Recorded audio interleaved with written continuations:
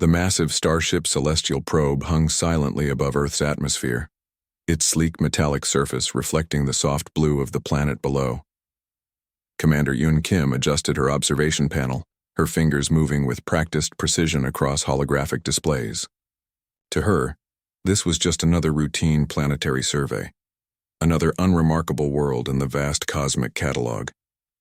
Jay Park worked in a small research station on the edge of the Atacama Desert, completely unaware of the alien vessel watching his every move. The desert around him was harsh, a landscape of broken rocks, scorching heat, and absolute silence. Most would consider this place uninhabitable, but Jay saw it differently. He saw potential. The alien sensors began tracking him. At first, they recorded his movements with clinical detachment. A human, walking, working, surviving in an environment that would kill most known species within hours. Jay was repairing a solar collection system. The temperature pushed past 45 degrees Celsius, heat waves dancing above the rocky ground. Where another person might collapse, he worked methodically. He removed a damaged panel, adjusted some internal components, and replaced it with a modified design of his own creation. On the alien ship, junior researcher Min frowned. The data streams didn't match their preliminary reports. Humans were supposed to be weak, technologically primitive, limited in their capabilities. But the human below was demonstrating something entirely different. Commander Kim noticed Min's confusion. "What's wrong?" she asked, her translator converting her complex alien language into perfect human speech. Min pointed at the holographic display. "The human.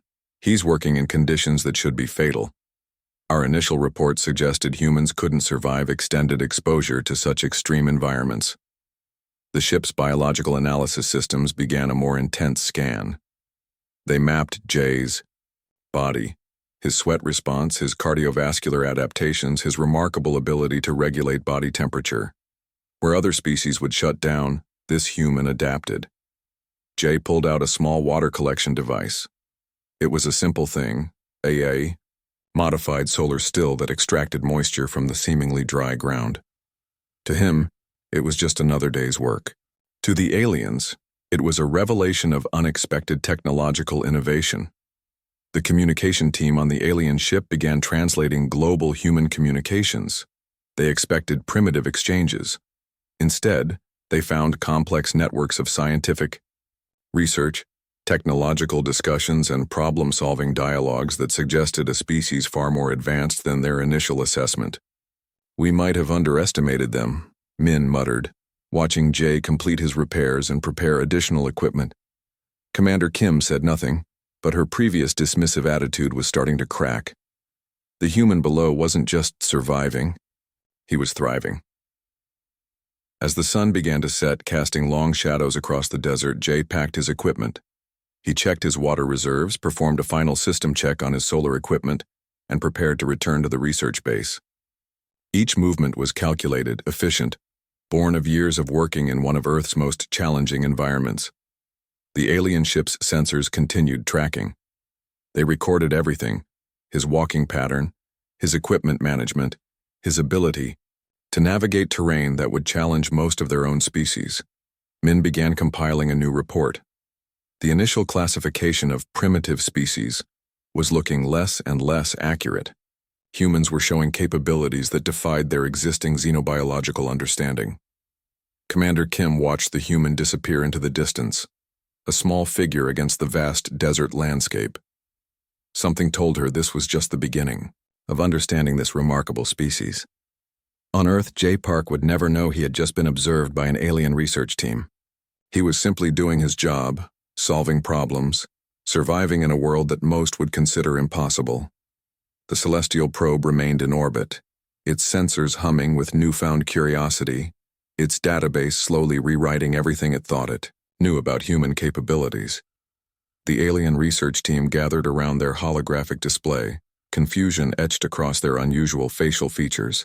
Hyun-Lee's latest data transmission from Earth was breaking every known biological understanding they possessed.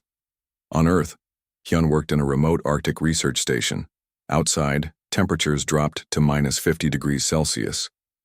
Winds howled, with incredible violence, creating ice landscapes that looked more like alien terrain than anything familiar. The alien sensors watched as Hyun and her small team moved between research modules. They wore specialized gear, but nothing that seemed extraordinary by alien technological standards. What shocked the observers was how casually the humans operated in conditions that would instantly kill most known species. Commander Eun Kim leaned closer to the display. Her junior researcher Min was translating the biological data streams. "They're not just surviving," Min muttered.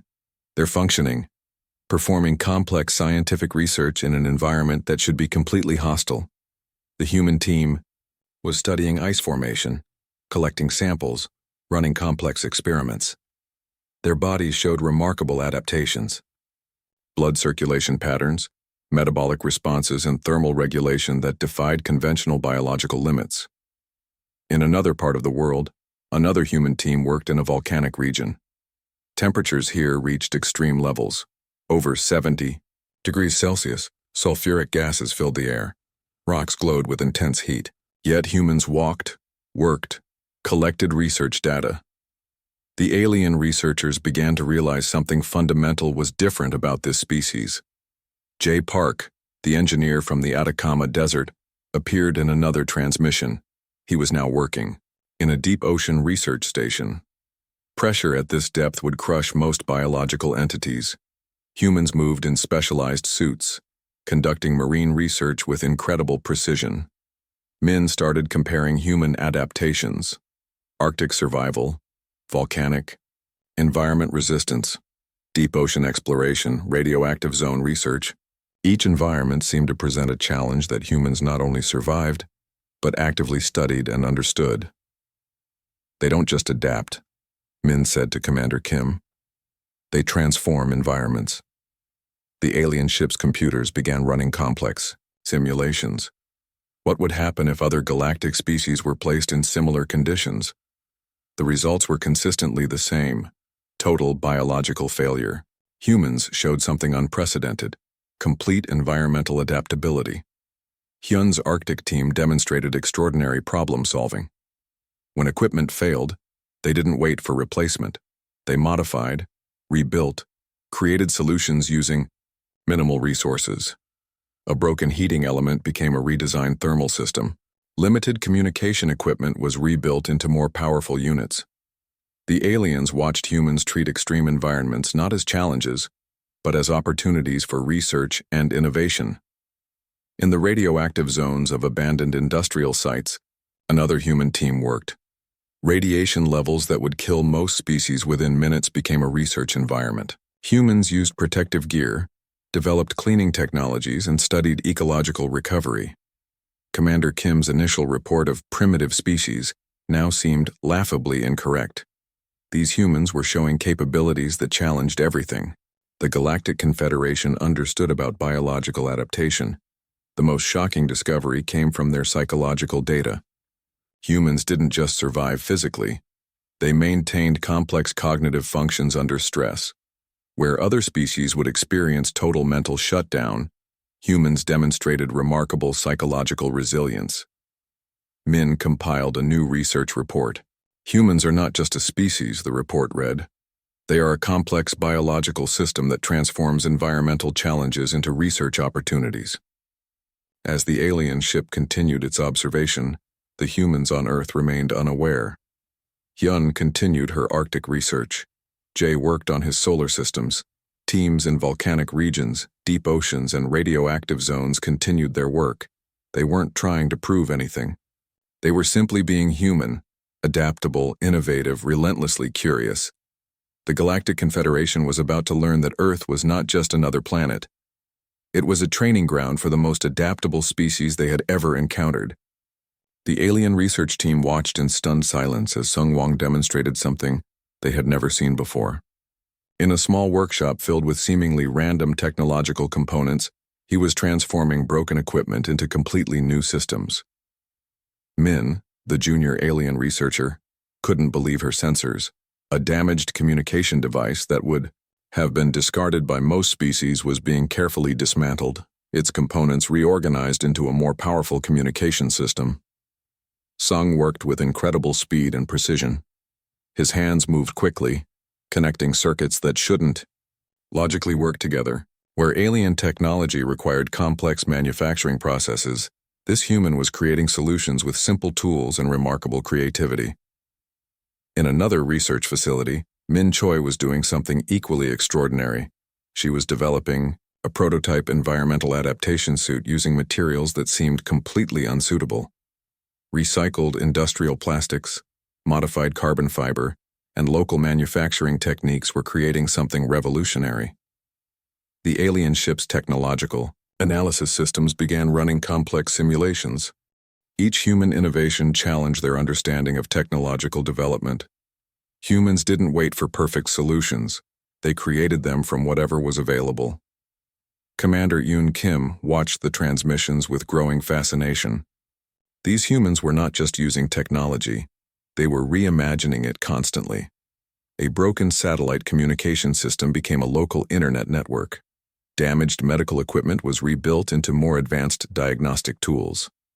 In the Atacama, Desert J Park demonstrated another level of technological improvisation.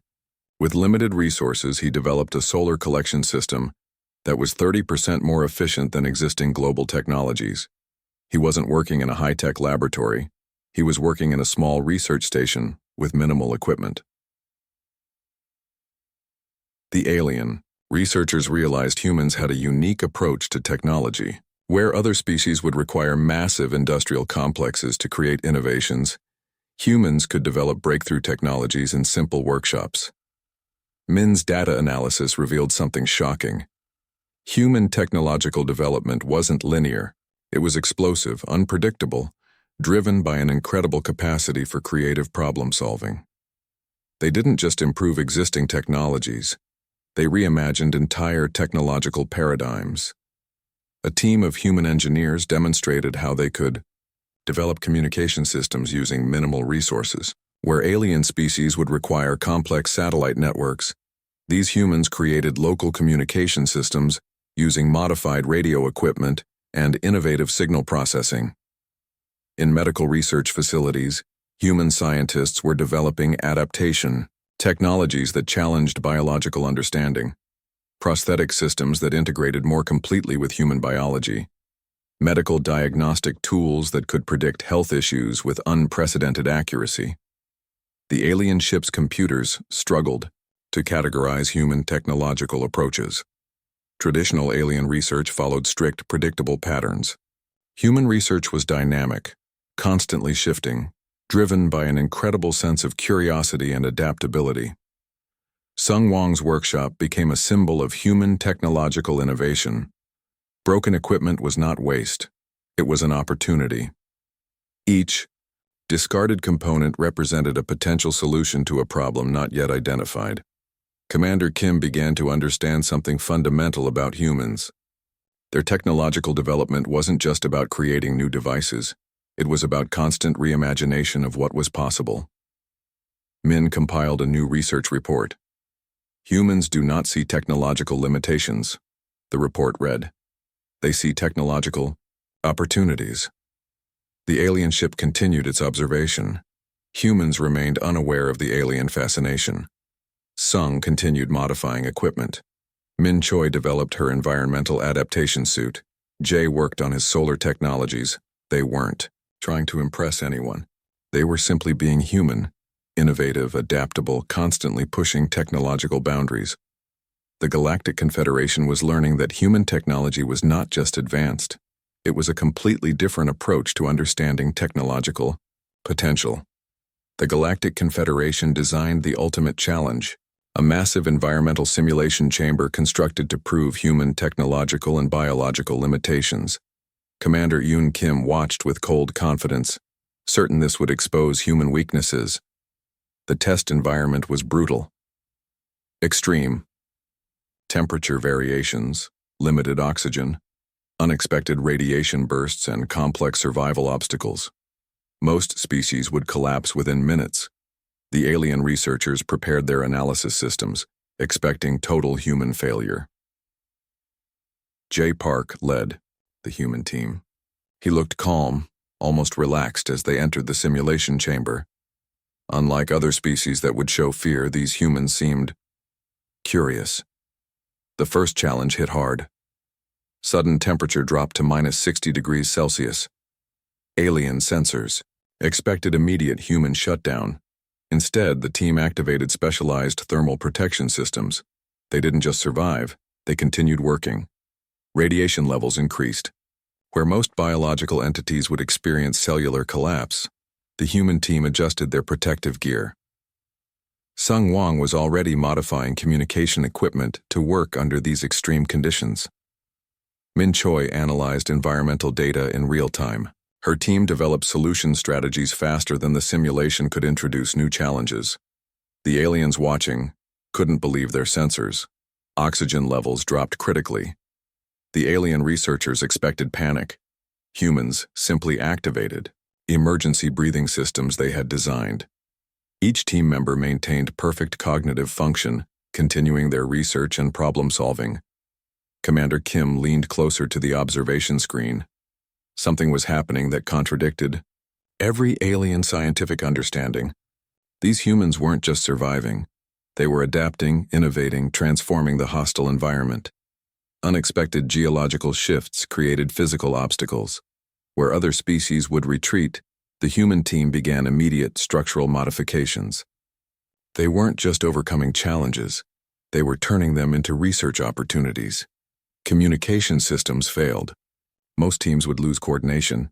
The human team switched to backup systems they had secretly prepared. Their psychological resilience became their most powerful weapon. Sung Wang demonstrated something truly remarkable. When primary equipment failed, he began rebuilding communication devices using components from other systems. His team worked like a single organism, each member understanding and supporting the others. The simulation was designed to last 72 hours. Most species would fail within 6 hours. The human team not only survived but began conducting advanced research experiments within the challenging environment. Psychological monitoring shocked the alien researchers.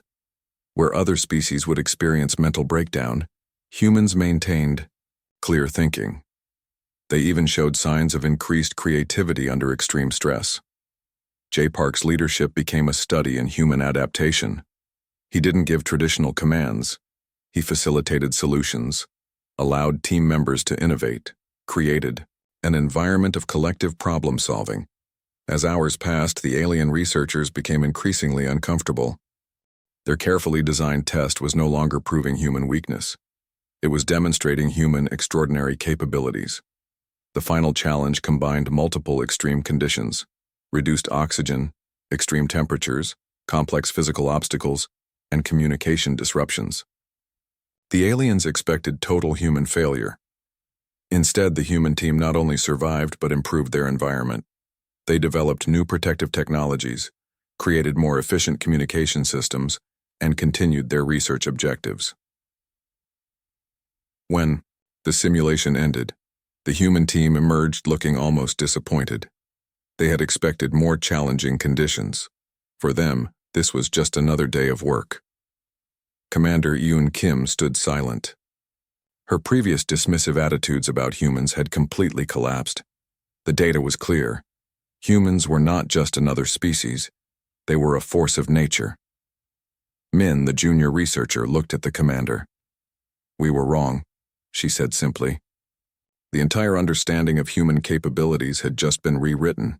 The human team celebrated together, unaware they had just changed galactic perceptions forever. They weren't heroes. They were simply humans doing what humans do best: adapting, innovating, surviving. The Galactic Confederation would never look at humans the same way again. The Galactic Council chamber fell silent as Commander Yoon Kim stepped forward. Her previous arrogance had been replaced by something closer to respect, perhaps even a hint of reverence. "Humans are not just another species," she began, her translator, converting her complex alien language into clear human speech. "They are a unique biological phenomenon that challenges everything we understand about survival and adaptation." Holographic displays showed the comprehensive research gathered over months of observation. From Arctic research stations to volcanic regions, from deep ocean explorations to radioactive zones, humans had demonstrated capabilities that defied all known scientific understanding. The council members watched as the data unfolded. J. Park's solar innovations in the Atacama Desert, Hyun Lee's Arctic research methodologies, Sung Wang's technological improvisation. Each story revealed a species that didn't just survive, they transformed challenges into opportunities. Min, the junior researcher who had first noticed human exceptional qualities, presented the final report. "We classified Earth as a Level 8 Hellworld," she explained. "Not because the planet is uninhabitable, but because it produces the most adaptable species we have ever encountered." The holographic displays showed humans working in environments that would instantly kill most known galactic species. Extreme temperatures, toxic atmospheres, intense radiation. Where other species would collapse, humans innovated. Psychological analysis showed something even more remarkable. Human resilience wasn't just physical. Their mental adaptability allowed them to maintain complex reasoning under conditions that would cause total cognitive breakdown in other species. The council began to understand. Humans weren't just survivors. They were continuous problem solvers. Each challenge was an opportunity. Each limitation was a chance to create new solutions. Technological demonstrations revealed how humans approached innovation. Where alien species required massive industrial complexes to develop new technologies, humans created breakthrough innovations in simple workshops. A broken communication device became an advanced network. Discarded materials transformed into life-saving equipment. Commander Kim showed footage of human teams working in the most hostile environments. They didn't show fear. They showed curiosity. Each extreme condition was a research opportunity, not a threat. The most shocking revelation was human psychological resilience. Multiple team members could coordinate complex tasks under extreme stress. Their communication was fluid, their problem-solving collaborative. They functioned like a single adaptive organism.